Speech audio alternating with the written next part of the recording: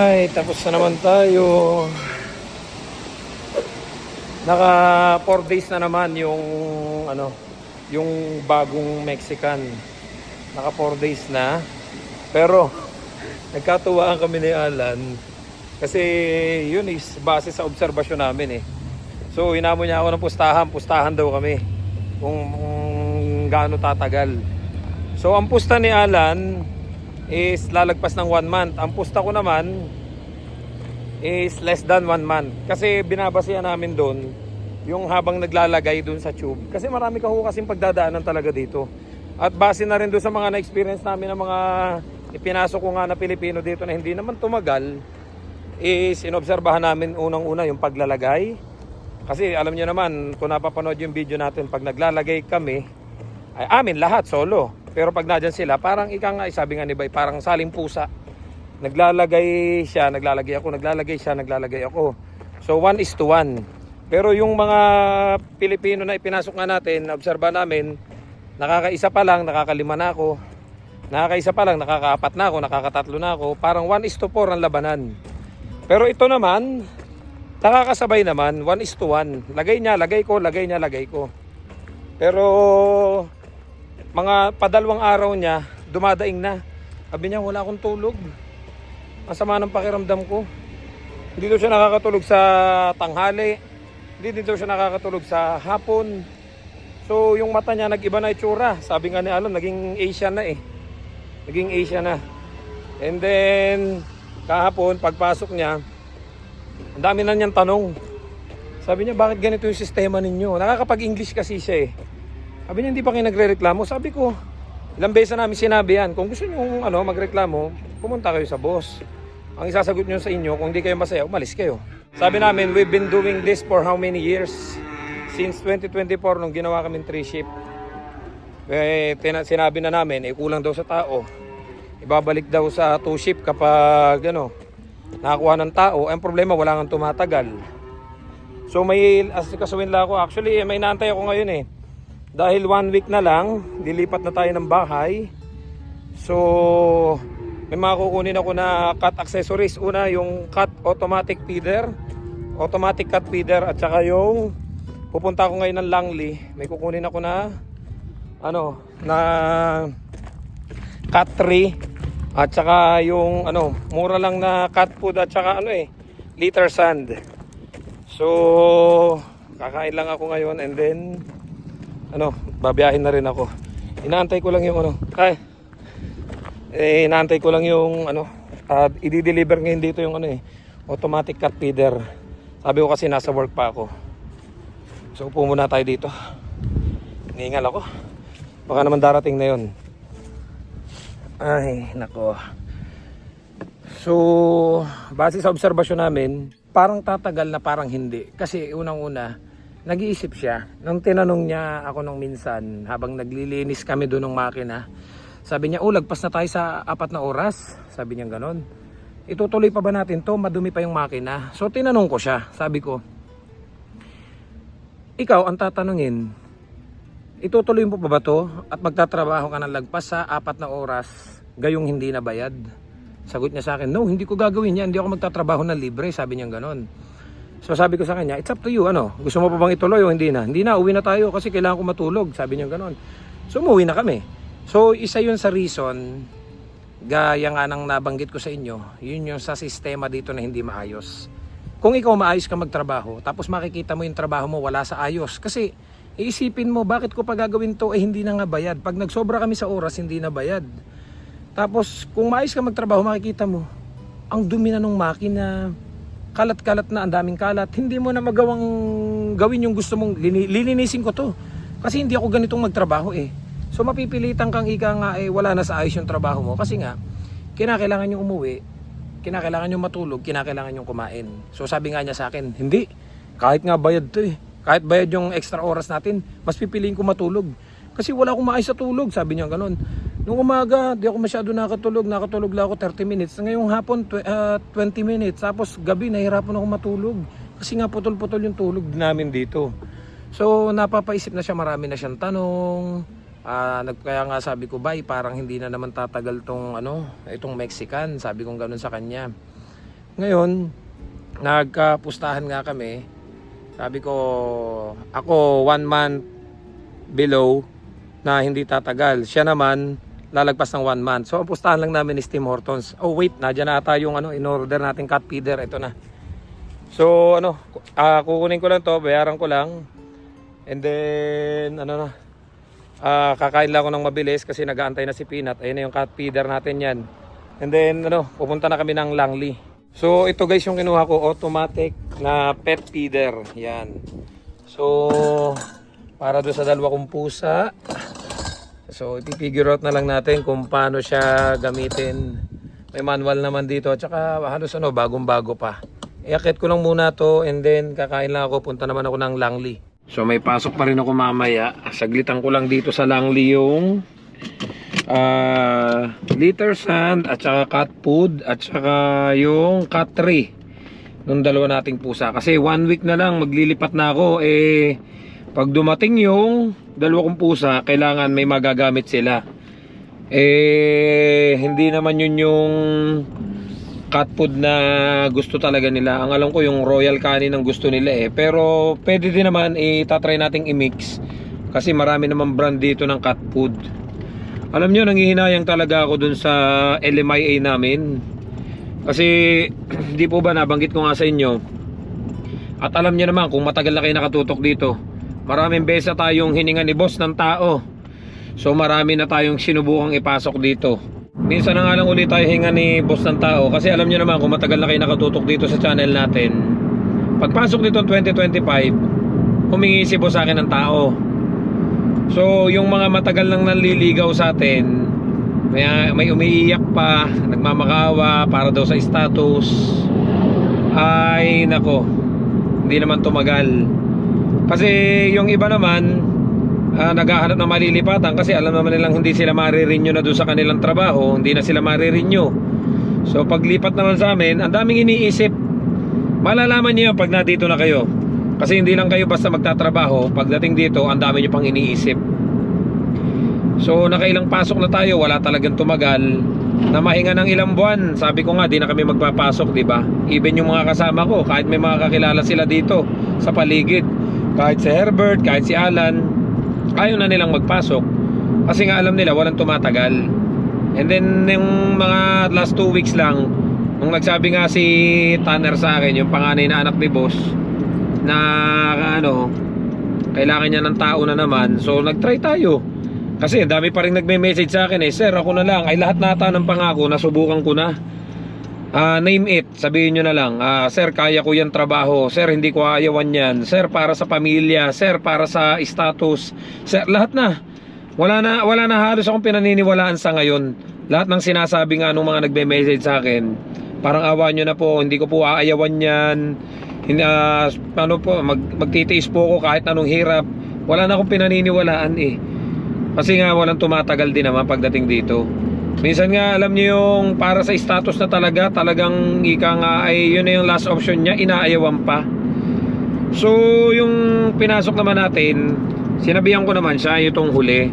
Sabi ko sa kanya, yung sitwasyon dito walang tumatagal, ganan. Pero sabi nga niya sa akin, laban na to, laban na. Para sa kasi walang trabaho nga daw doon sa kanya, may status walang trabaho. Pero sabi ko sa kanya, ikaw bala. Kumbaga ika nga ilabas na ako dyan. Kung gusto mo subukan, di ikaw. Ngayon kinausap ko din si boss.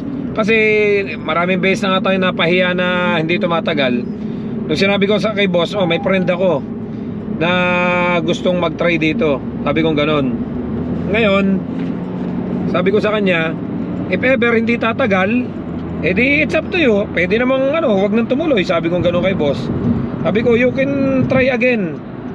Sabi kong gano'n for 2 weeks. Kapag tumagal, di okay. Kapag hindi, di bye-bye. Kasi sanay ka na naman walang tumatagal. Sabi ko sa kanya, hinamon ko si boss ng gano'n.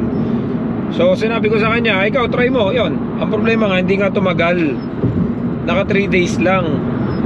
So nung ang dami pa rin nagsasabi sa akin, sir akin na lang, sir ako na lang. Wala na po ko nire-reply. Alam niyo kung bakit? Napahiya na naman ako. Hindi na naman tumagal. Kasi kinabukasan, sabi sa akin ni boss, where's your friend? Pangiti-ngiti lang siya. Pero alam ko na parang, alam niyo yun, hindi na naman tumagal. And then kinabukasan, dahil nga nalaman nilang hindi na pumasok nung gabi, kumonta kagad sila, which is may pinasok na kagad si Mokong na Meksikano na naman. And then kahapon lang nalaman namin may tinatrabaho si Mokong na may papasok na 2 pang Mexican. So ako nangihinayang, si Ala nangihinayang. Sabi nga namin, kung may tumagal lang ditong Pilipino, may babalik natin sa dating sistema na may teamwork, na alam niyo yung mas magaan kasi yung trabaho pag systematic yung pagtatrabaho natin. Hindi kagaya ngayon, dahil bukod sa hindi mga nag-i-English yung kasama namin, iba yung nagtuturo. So kanya-kanya kami ng galaw. Can you imagine, yung trabaho ko, gagawin ko, yung trabaho ni Alan gagawin niya, yung isa yung trabaho niya di niya gagawin. So madadamay kami kasi ano alam niyo yung kailangan teamwork doon sa trabaho. Kapag mabagal ang isa, madadamay yung isa. So alam niyo naman sa amin, fix ang oras. Pag late kayo nakauwi, parehas ang bayad. Kaya hindi pwedeng kami matatagalan. So magkakaroon ng konting inisan, buwisit, kasi nga alam niyo yung gusto mong matulog, tapos sosobra ka sa oras, hindi bayad, wala nga teamwork. Kaya nagkakaroon ng inisan. Kaya nga sabi namin, ano ba naman tong mga nakukuhang to? Tuturuan mo, hindi gagawin, hindi naman nakikinig. Tapos one time tinuruan ni Alan yung isa. Ang tingin kay Alan is para daw ay style boss. Sabi ko nga, anong style boss? Ay yung itinuturo sa'yo, yun yung tama. Kasi yung tinuro sa'yo ni Mokong, hindi naman yun na nagtatrabaho dito. Hindi nun alam yung ginagawa namin dito. So nangyayari, nadadamay kami sa pag-uwi. Ay ako talaga, matigas ako. Sinasabi ko talaga kay Alan, huwag mo nang turuan.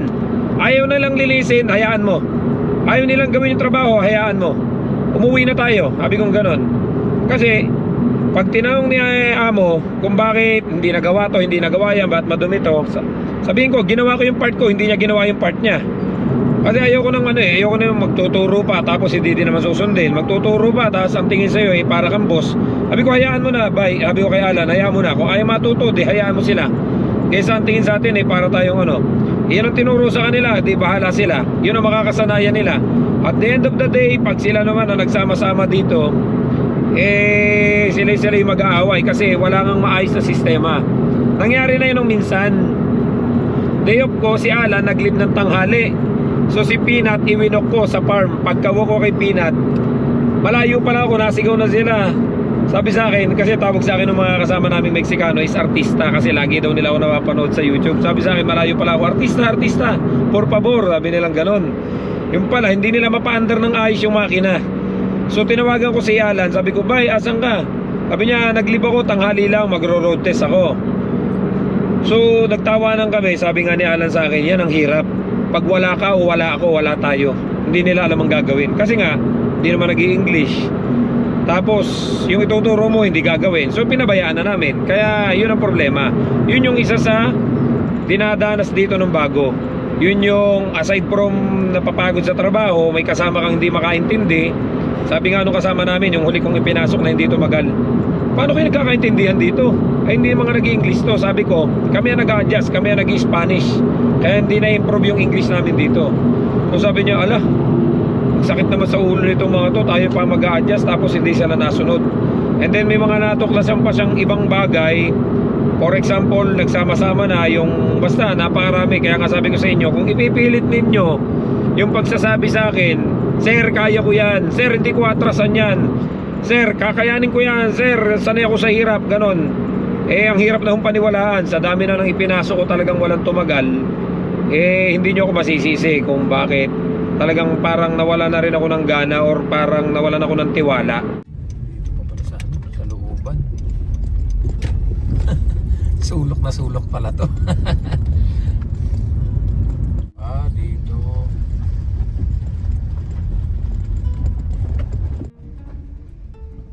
Dito.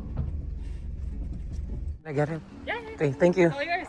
Thank you. Thank you. Okay, yan ito. May scratch na din sila dito. Yan to. Okay. Nahirapan pa ako kung paano ko pagkakasyahin. Tanyo naman Ayan, ang laki pala. Kanina ko pa tinetry dun sa likod, hindi ko mapagkasya. Ayan, so dito na lang sa likod. Buti na lang kahit pa paano. Akala ko may iwan ko pa. Plano ko na sanang i-message si kuya, kaya lang para lang dito. Gagamitin pa namin yung pilot. Hihiramin ko sana yung pilot kay kuya. Magsasabi sana ako na kasi walang pasok si kuya. Kaya lang nagkasya, butit nagkasya kasi maggagasolina pa kami para lang dito. Marami naman doon kahit bumili na ako ng $10, $20, $30, at least bago pa. So ngayon kunin ko naman yung cat litter at saka yung cat food. Dito lang 5 minutes away lang.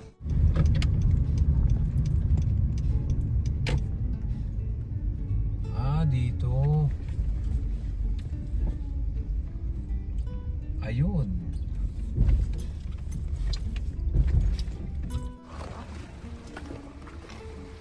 So ayun, iniwanan na lang dito sa labas. Then sabi, iwanan ko na lang sa carpet yung bayad. So itong bayad guys, kasi dito sa Canada, madalas ako nakaka-encounter na kadil ko na pinaiiwan na lang dito sa ilalim ng doormat. Yan. So honest to goodness na lang, kumbaga tiwala na lang. So ito, kukunin ko na tong mga medyo mabigat din. Marami-rami ding laman. Kakarga na natin. Ayun ako, yan, uwi na tayo. Alam ko, tatanungin nyo ako, bakit hindi ka na lang sir bumili ng bago? Kasi nga po, hindi ko pa alam kung ano yung magugustuhang gamit at pagkain nung dalawang pusa namin. Kasi nga, nasana yon ay sa Royal Canin, yung dalawang yon. So, tatry pa lang namin. Kaya sabi nga, kunan ko na lang muna kung anong pwedeng makuhang mura at libre. Then pag na dito na, saka namin ipifigure out kung ano yung hiyang sa kanila. Kaya nagtyaga muna ako dito sa mga ganitong mura at sa ganitong libre. Ngayon, pag nalaman ko na kung ano yung okay sa kanila, saka na lang kami bibili sa PetSmart. Marami naman dito mga bilihan, kahit sa Walmart, sa Superstore. Marami ditong pwedeng mabila ng gamit nila.